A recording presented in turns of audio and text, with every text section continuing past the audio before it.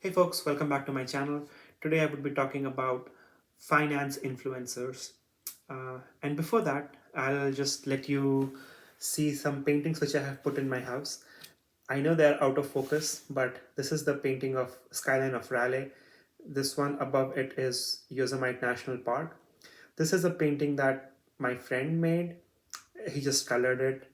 And that over there, the green one, is a poster of Baby Yoda. So yeah, I thought this in the background would add some extra vibe to my videos. So now let's begin. You might have come across this reel which says, or a short video which says, if you would have invested some amount of money at some point of time in some stock market, you would have gotten maybe some amount of money today. A more advanced version of that video is, hey, if you would have bought a Maruti 800 in 2003, the car's value would have been depreciated so much that right now, if you sell it, it will be a couple of hundred rupees. But if you had invested the same money in Maruti Suzuki stocks at that point of time, today you would have 10 lakh, 15 lakh, whatever the amount is. Sorry, I have not done the maths. And I'm pretty sure you guys would have heard of it and you guys would have thought, oh, that's a good financial decision. So these are the kind of videos that I would like to talk about today. And these generally stem from so-called finance influencers. Let's first study these finance influencers market, who they are targeting.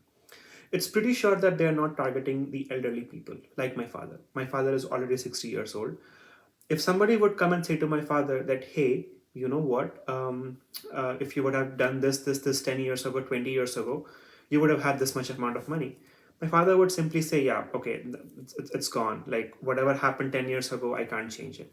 If you say to him, hey, if you invest this much money today, after 20 years, you will have like whatever 1 crore rupees or 2 crore rupees or whatever, things like that. And then my father would say, hey, listen, I'm already 60 years old. I don't even know if I live till like next 20 years or next 30 years. So it's pretty straightforward that these YouTubers, these influencers target market is not our parents. It's also very obvious that these YouTubers or influencers, finance influencers target market is not us, like people who are in the age group of 35 to 40. I'm not 35. I'm just trying to have a gap between Gen X and millennials. I'm trying to go through that age range. It's pretty obvious that they're targeting people who are just out of college or who have just started to get money, because once you start getting money, I remember my first job. When I first got money, the first thing I did was I started saving up for a sports bike. And I think that's the psyche of majority of people, whether be it US or whether be it India. Once you start getting the money in your hand, you start feeling as if I have worked so hard for this thing, so I should spend it. And statistics show that. If you Google up, you will see that new earners, people who have just started earning, spend majority of their savings and spend majority of their income and have very little in savings. This can be argued with the fact that hey, they earn less so they can't save less. But speaking in terms of percentage, they do not care about investment. The My mindset is, hey, let me enjoy my life for 2 years. I have already spent 4 years or 5 years in college. If you have done masters, you have done like 6 years. If you have done PhD, then you have done 10 years. So they just want to spend money for first 2 years. And I think the influencer score market is these kind of folks who have money to spend and they are willing to spend. Now the psychology comes, hey, you know what, whatever you're doing right now is kind of a waste of money, so here, have some finance advice from me. And then they will go and give you some shit terrible finance advice. One financial Before finance advice, I would like to talk about financial comments, like the one that I said. If somebody wants to buy a car, he doesn't care about what the car is going to do to him in 20 years. The Maruti Suzuki example. You might have come across those videos where, hey, if you would have invested in Maruti Suzuki stocks, it would have been like 3 crores right now or something. Two things here. First, anybody can look at the past history and tell what would have been the best time to buy a stock. If I look at history today, I can also say, hey, you know what? The best time to buy stocks or best time to invest in equity market was during 2020 COVID crash. between the month of February and March, when Sensex was 24,000 and it shot up in 1 year from 24,000 to right now about 59, 60,000. So you'd have easily doubled your money, not counting taxes, by the way. So you'd have easily doubled your money. Now, the real game is not telling people that if you would have done this, then this would have happened. The real game is telling what should I do with my money right now. Like, that's the real game. Anybody can look at the past and say, this was the best time to invest. But there are very few people who can look into the future and say, is this the best time to invest? And yes, if it is, then where? Because that is the entire game, right? There are like big hedge funds, quant firms, big banks, big trading firms who have a team of engineers, mathematicians, analysts, finance experts who are working 7 days a week, 10 hours each day, just to figure out how they can get that extra 0.1% return on their client's investment. So it's pretty adamant that the YouTube influencers just target the past and not the future, because they cannot. It's beyond their capacity to just beat these hedge fund managers, etc., etc., etc. It's, honestly speaking, investing in markets, etc., is somewhat a very capital intensive game. If you have 100 rupees, even if you get 20% profit by fluke, if you invested somewhere and that company went public, something happened, you got 20% profit, so now you have 20 rupees profit. But that's nothing. Somebody who has 1 crore investment, he gets 1% profit and he'll still outrun you. And that amount of money cannot come in 1 day or 1 year or 5 day or like 5 years. That amount of money can only be accumulated by two things.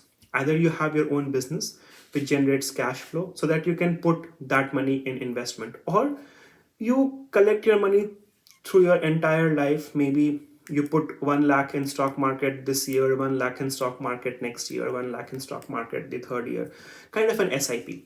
So those concepts the YouTubers won't tell, or the finance gurus won't tell, that hey, you know what, to make money in the market your capital should be big. It should not be that, hey, you know what, I'll invest 50,000 rupees today and I will be set for life. No, it's not like that. Investment is like a lifestyle habit that you have to keep in mind. Second thing is the argument between renting and owning. Almost every YouTube video or every YouTube short or Instagram reel that I have seen, there's always this influencer taking, should you rent? Should you buy? Should you rent? Should you buy? Now, I am not here to polarize people. I am of the my financial thinking is, whatever you are comfortable in doing, do it. You don't need to take advice from any financial expert on that. You can consult them, but at the end, mental peace of mind is more than anything. Um, for example, my sister, she and her husband, they have a house in Bangalore. I mean, like an apartment in Bangalore. And when I look at her, I feel that she is so mentally relaxed because she has a house. Um, it's like that feeling when, if anything goes wrong in your life, you are not able to pay the rent on time, you lose your job, or something happens, God forbid, you get into an accident and you can't go to work, or something like that happens. You will have this peace of mind, at least, that you know what, nobody is gonna come tomorrow and tell me to leave this house. As a renter, you don't have that peace of mind. I still am the kind of person who thinks peace of mind is above all. And yes, people do that. Like, if you do the maths and all, like if you take spreadsheet, put your rent every column, whatever inflation, whatever YouTubers tell me, yeah, the math is correct. Yep. If you rent your entire life, you will spend you will spend less money compared to owning a house or something like that. But whatever maths that YouTubers tell you, they do not account for your internal peace of mind. And that again comes back to that topic of cars again. So here, if you have a house, if you have a paid off house by 35 or 40 or 45, whatever, you know for a fact that whatever shit happens in the world, at least I will have a roof over my head. Even the worst recession comes, even I lose my job, something happens, I'll at least have a roof over my head. Same thing logic applies with car. They're like, hey, in 2003, if you would have bought a Maruti Suzuki, this. I'm like, dude, I need a car today. Like, if I need to go to office or if I need to go to some place with my kids or my wife or my girlfriend, whoever it is, I cannot put a price on that, right? It's like you are not considering the utility of that car. Okay, for example, if I don't buy a car, okay, I will not buy that car. I will save that money, invest in index fund. But if I don't buy that car, how will I go to office? In the end, I'll be spending up almost the same money in Uber. And if I don't do that, my boss will fire me because I'm not coming to office for work. So these kind of things don't make sense. Another thing is about having, when you are married, you have a wife and a kid, you cannot just take an Uber all the time. Like there are situations where it's very difficult to go as a family in Uber or go as a family in Lyft or Ola or whatever the cab riding services.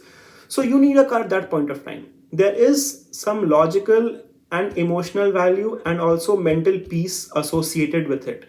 If I have a car, I know for a fact my mind is at peace knowing that for a fact that if I have to go to a hospital in emergency at 2 a.m. at night, even if I'm not able to get an ambulance, if I'm not able to get a cab, I can tell my friend to drive that car and he will take me to the hospital. So, those kind of peace of mind, those kind of like emotional safety net that you have when you own something. Sorry about that. I'll just come in. I'm back. Sorry about that. Somebody was at the door. So yeah, you get my point here that sometimes when you buy something, it doesn't make logical sense from an asset point of view. Things will depreciate, yes, but if it is useful for you at this particular point of time, go ahead, get it. This is not a financial advice. I'm not giving any financial advice. This is just how I do it. That does not mean that if you want a car, you will go and buy the highest end Porsche or something. There's a difference between need and a want. And if it's a need, go ahead, get it. If it's a want, you might want to think before buying that. Now, that being said, let's come to the another topic. The other thing that I have noticed with these financial influencers or so-called, finance gurus on social media is that for a lot of time, for a long period of time, we as people have heard a few financial instruments like bank accounts, fixed deposits, mutual funds, stock market.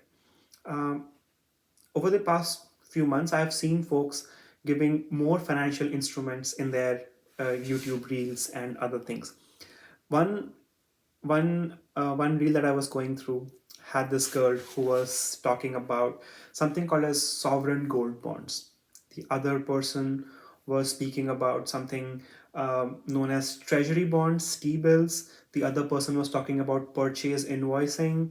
So once you go down this rabbit hole and once the algorithm starts recommending you these contents, you will feel that it's people are speaking about more non-traditional way of investing.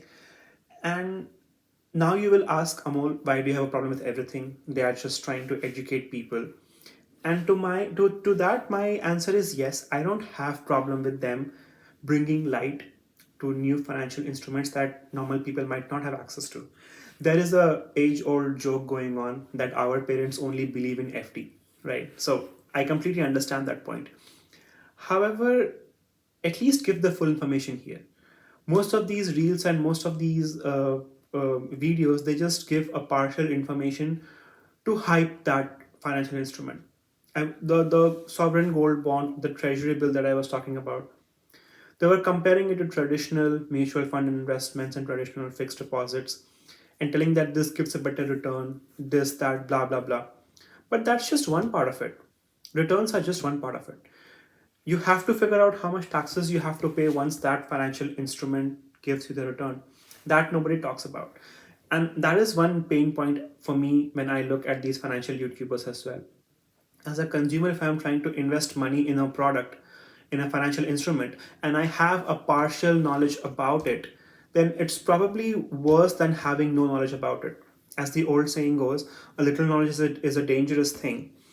If I know that, hey, I'm gonna get 20% return on some maybe bond and I'll invest it. But when the bond redeems, I figure out, oh, I have to pay 60% taxes on the income. I did not know that. So, like, you understand my point here, right?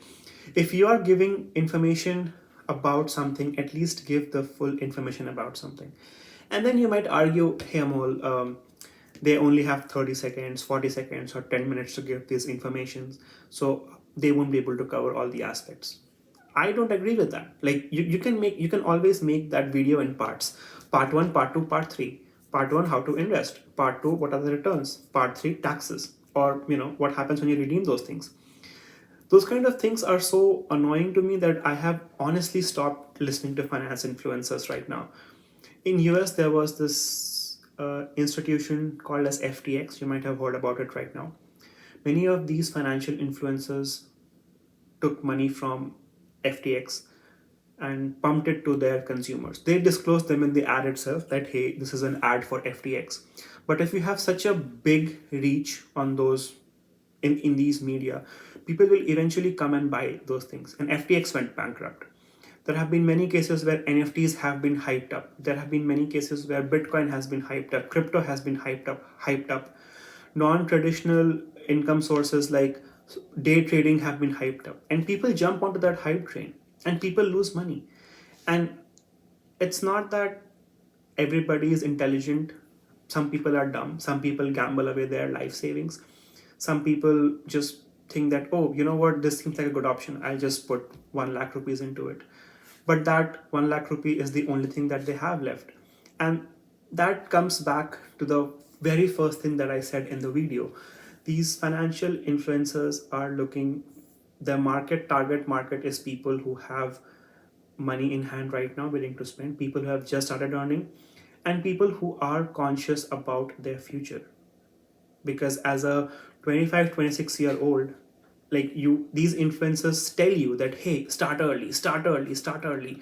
You have to invest. If you don't invest, you will be dead by whatever. Your investments won't grow.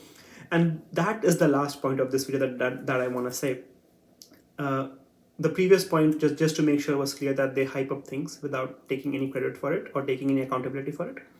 And the last thing I want to say is they pressurize you that, hey, start early, start now, start early, start now. Even if you earn 1,000 rupees a month, put 10% as investment. Now my logic is that's not true. Like there's no way somebody in college should be investing. There's no way somebody who has just started earning money should be investing. I think your needs come first, not wants. Your needs come first. You should first pay your house rent, take care of your family, whatever the thing is. And only if you have money left, you should invest. Now, that doesn't mean that you shouldn't invest at all, but there will be times in your life when you won't be able to invest a single penny. When you're switching jobs, when you're switching career. I came for masters and I could not invest a single penny at that point of time. However, when I am done with the masters, I can easily in a couple of months invest extra money so that it makes up for the years of investment that I did not do. That's the simple logic. If you are upskilling yourself, that will help you in the future, then you should not think about money at that point of time. If you are in college, you save 1,000 rupees per month till for 1 year. Great, you have saved 12,000 rupees. If you started working, you save, for example, 10,000 rupees per month to invest, and now you have 1.2 lakhs or whatever to save. Your total savings for those 2 years would be what, 1,44,000 invested principal amount, expected return of 10%. So let's say 10%. I'm taking very generous in this market, but let's say somehow you double the money. Now it becomes 2.4 lakhs or 2.8 lakhs. I'm bad at months. But if you spend that time, that those 2 years, upskilling yourself such that you get a very good salary, like a senior engineering job at some big tech company, or you get a managerial position at some tech company, or you just go through the startup route, you will immediately realize that the amount of money that you earn right now can easily replace the amount of money that has been invested. So a person who worked 2 years but now has a job at maybe some big tech company gets what 10 lakh has joining bonus these days in India, but the same person who did not upskill himself is now stuck with 2.5 lakh rupees. I'm just giving a very vague example here. These figures are not exact, but you get my point here, right? The way influencers are pushing them to do it right now, do it right now. This is your age. That's not true. I feel that once you are ready for investing, or once you are ready for exploring financial opportunities, you will know. Like your brain will itself tell that, hey, listen, now you need to start earning, you need to start saving your money, because now is a high time. And I'm not telling that you should not invest, you should, but don't invest or don't put your money, or don't try to catch the trend just in peer pressure. It's okay if you have like maybe a few lakh rupees less than what your friends have, or what influencers tell you should have by this age, but if it gives you the peace of mind, I think that that should be okay.